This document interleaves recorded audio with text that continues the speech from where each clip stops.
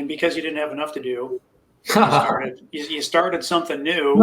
Started something new as well. Yeah, thought we might get to that. So really landed on my feet. I could never have predicted where this was going to go, but some local non-OccasionGenius investors who had known how much we had raised, who had maybe heard me pitch before.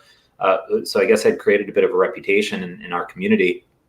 Reached out and said, "Hey, how's OccasionGenius going?" And I said, this was around in August. We started getting some contracts, but it was like, things are going to move slowly until, they suddenly move quickly.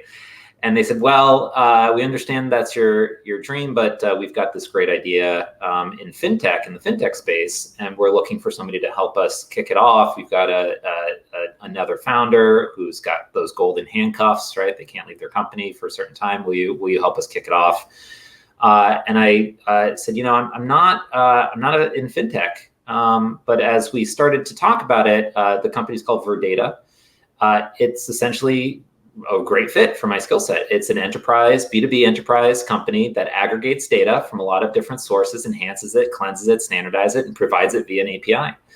And I realized that I had a great list of contacts and knew a lot of people who had helped me on my journey, contractors, et cetera, and was able to pull those in to get it started. And they're about now finished with their second round. And it's been a wild ride helping them kind of check off all those boxes for product market fit and product development and the early team. So I'm currently working with them still as kind of OccasionGenius finds its footing, and I again really landed on my feet during the pandemic.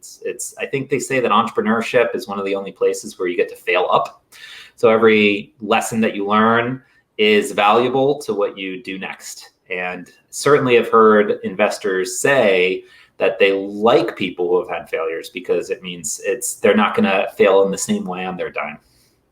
So. Yeah, I totally agree. In the sense of people that quote unquote fail, I mean, they learn way more than anyone that hasn't experienced anything.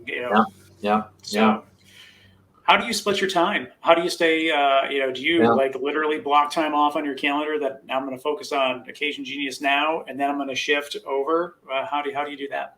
I find that doesn't quite work because client meetings, you got to take them when your client says they're available. That's been my philosophy. So I find that just saying half the day I'll do one, half the day I'll do the other doesn't quite work. I think that expectation setting is really important.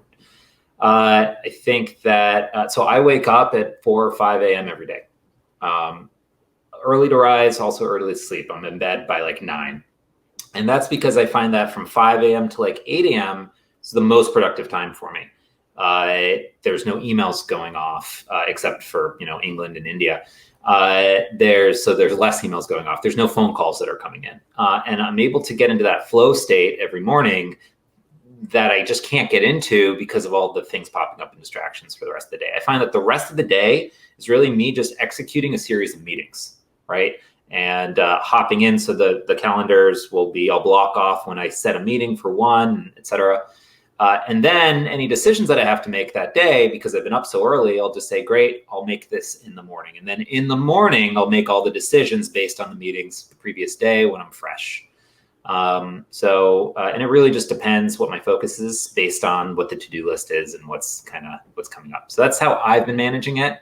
I think that we're likely transition, but kind of got to let things play out. As Zack mentioned, COVID is very much still an issue.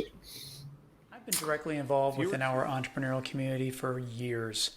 And the most common question I get is, Tim, I want to get involved, but I don't know what events I should attend. Well, StartWheel eliminates that pain point because we consolidate all the events you should attend into a single calendar. Now you'll be in the know and see where to spend your time. Gone is the need to search multiple websites and calendars. Just head to startwheel.org and see for yourself. That's startwheel.org.